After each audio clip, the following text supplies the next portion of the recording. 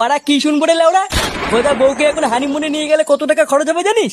লেওড়া দিন শেষে বিড়ি খাওয়ার টাকা নেই, হানিমুনের টাকা কি পুঙা মেরে আসবে নাকি?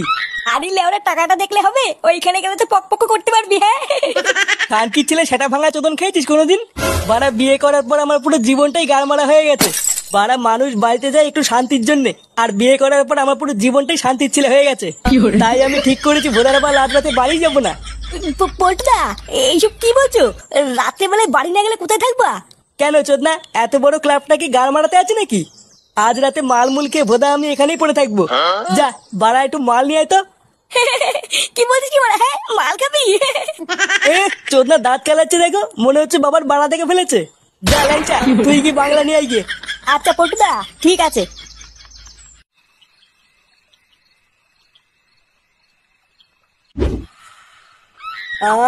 বাড়া শান্তি।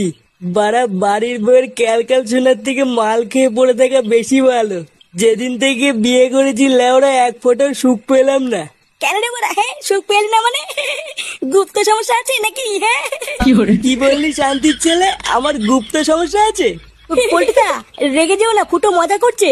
বাঞ্চর যদি নেশা না হতো না, এখনই আড়ালে নিয়ে গিয়ে তোকে পোদ মেরে দিতাম দেখতিস। বাড়া আজকে নেশাটা একটু বেশি হয়ে গেছে। পল্টুদা একটা জরুরি কথা আছে, তোমাকে তো